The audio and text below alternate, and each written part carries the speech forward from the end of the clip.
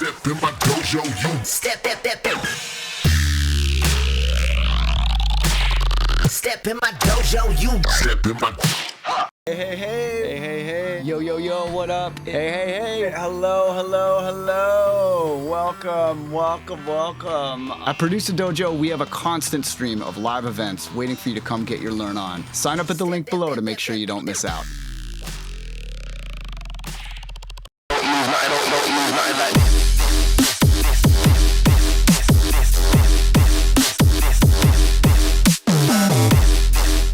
Hey, what's going on, guys? Hexis here. Today, we're going to be talking about bus mastering, a technique that was innovated by Skrillex, that was made popular by Ahi, and today I'm going to be showing you my take on bus mastering and explaining why it's so important to use as the next step in your mastering technique.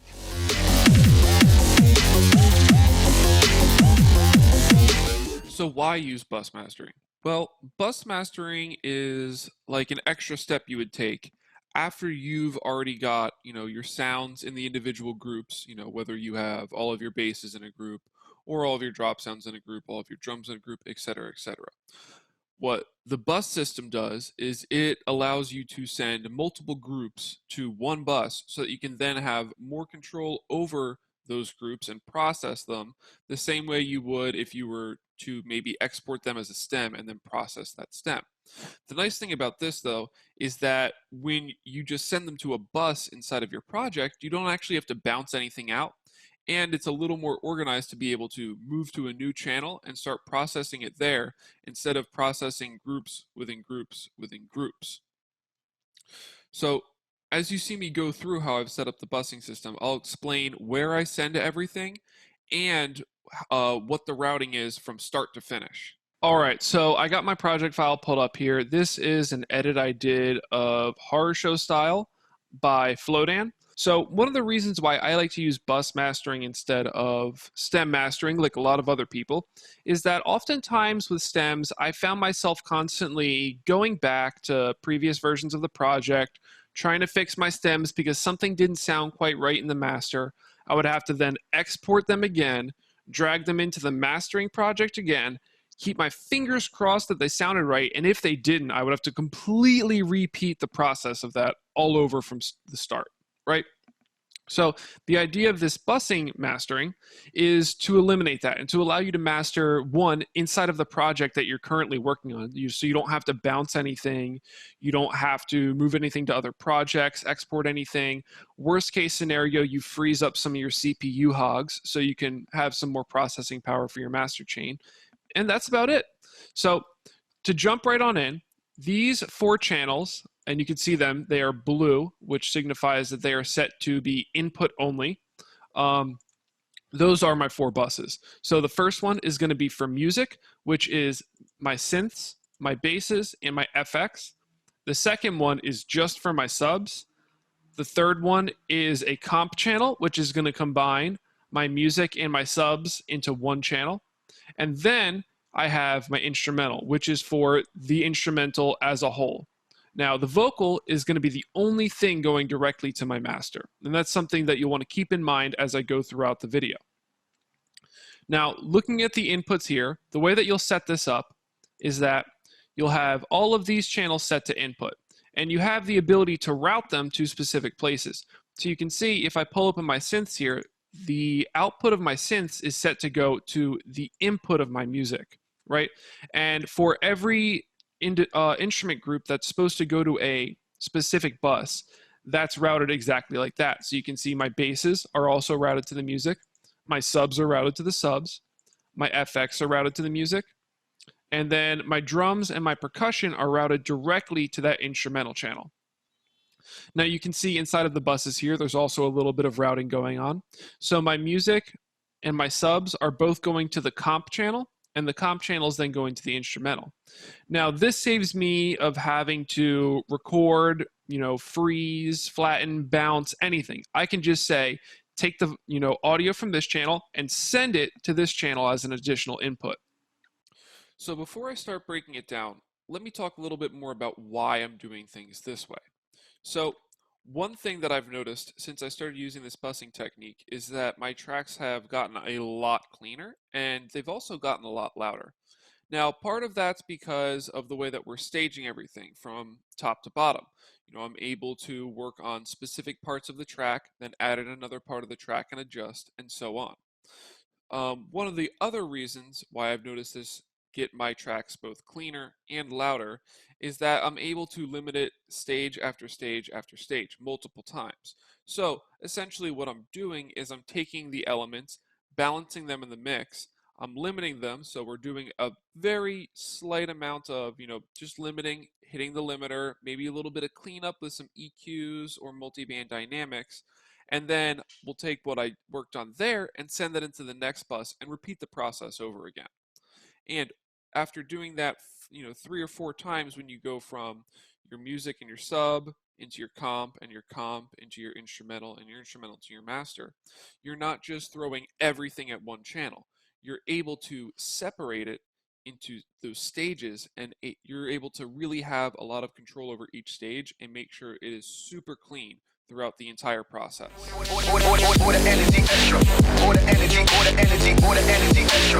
So now let's start breaking down what I'm actually doing inside of the buses. So inside of these, I'm going to be essentially mastering each bus individually and then combining them together and mastering them over and over and over again. So in this first one, I've got just the music. If we take a listen, we can hear it.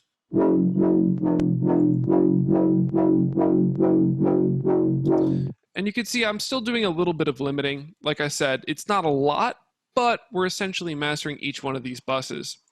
So now the music would go into... You usually end up putting the details first. You end up ignoring the big picture, getting stuck in a loop, and eventually you say, this doesn't sound like my hero. You give up and you start over. This happens all the time. If it's happening to you, don't worry about it. You're not bad if this is happening to you. This is a normal part of making music.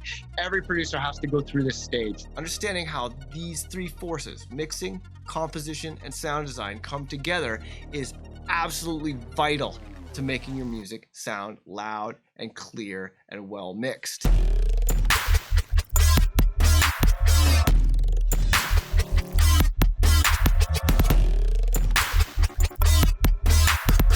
But if you don't know why, it's a mind-boggling sea of details. So if you want to know why to do what when you're composing the mix, you should check out my course, Composing the Mix. So now the music would go into the comp bus from there. And if we go to the sub here, the same thing will happen. So let's go ahead and listen to the sub.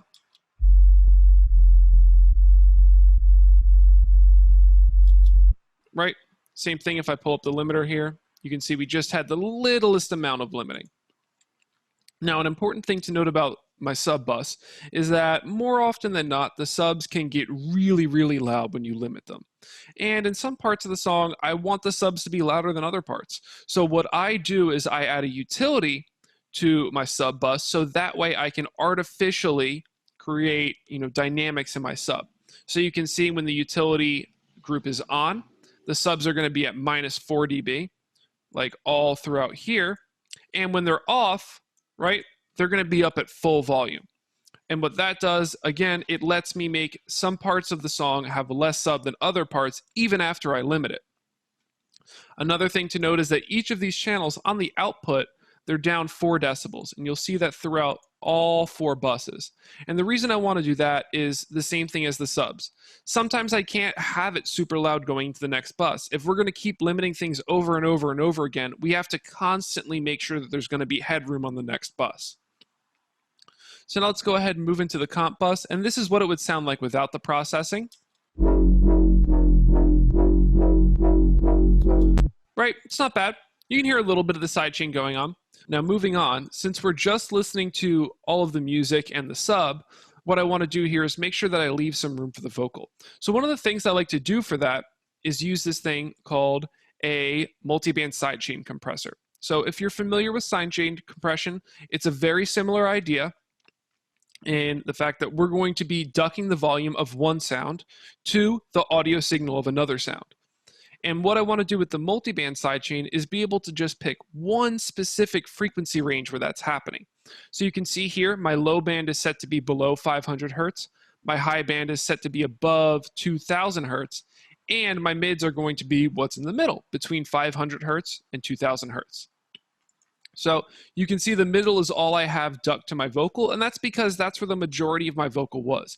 So it's relatively easy to set up, and if anybody is interested in getting this rack, let me know, and I will provide you a link in the Discord. Moving on, after we do some multi-band sidechaining to the vocal, what I want to do next is just sidechain the group again. And the reason for that is because at this point, we've limited everything once individually, and we're about to do it again together. So I just want to make sure that I reiterate the sidechain that I had, because oftentimes at this point, the amount of sidechaining will completely shrink, not to zero sidechaining. It's not like we won't hear a sidechain anymore, but it's a lot less noticeable than I personally like it to be. Now again, after that, we're going to run into our limiter here, and if we listen to that,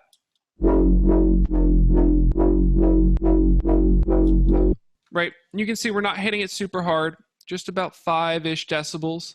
And one thing to note about my limiter here is that I have a very long release time.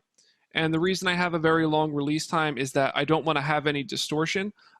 Typically, if you are hearing distortion coming out of your limiter, increasing the release time can help mitigate it. But at the same time, if you have drums going into that limiter, what it can do is actually take some transient response away from your drums, and they just won't quite hit as hard. But since on this comp group, we don't have any drums, that's not a problem. So I have it cranked way up, so that way we can drive it just a little bit harder with no distortion. So now what we're gonna do is go ahead and go into the instrumental bus here. And this is essentially where I'm doing most of my mastering. So the whole idea here is that we're gonna master the instrumental like we would master our track, and then we're gonna add the vocal on top. So let's go ahead and turn that on and listen to the instrumental.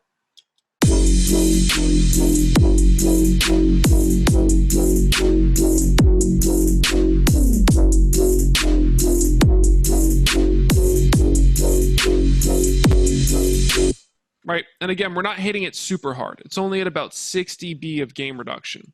We don't really want to push it so hard that it's going to be, getting a little crunchy, because we still have to go into the master and get it together with the vocal. And again, the whole idea here is that since we're doing it in stages, each individual stage can be a little bit lighter than trying to force it all down one track at once. So now that we've got our instrumental sounding good, what we can do is go ahead and go to the master. And I'll go ahead and turn this on. And let's go ahead and listen to the vocal just real quick. I roll up ready. Sky couple shots out the semi. Flex like Machine Gun Kelly. Military. Right, so you can hear the vocals very wet. I actually didn't process this that much because the vocal already came wet when I downloaded it. So all I wanted to do was make sure that I got it pretty flat dynamically so that the volume would stay the same most of the time. And then I have a little bit of a filter in specific areas. But other than that, we're pretty much just going into the master with a completely dry vocal. So let's look at the master, and I'll show you a few things that I have going on here. Number one is a drop rack. This was made by ill.gates, and you can get it in the weekly download. One of the things that the drop rack does is it just shelves off a little bit of the low end and a little bit of the high end. So that way, when I automate it, if there's specific parts of the song where I want less low end and less high end, usually going into my drop, I can have that happen. So you'll see right here, if I play, you'll see it go down, and then when the drop comes in, it'll snap right back up. Yeah, horror show style. One up on a pagan, never show spine. Them pussy never know it was a Batman thing till they want to put another on the big 4-5. Yo, big 4-5. Right.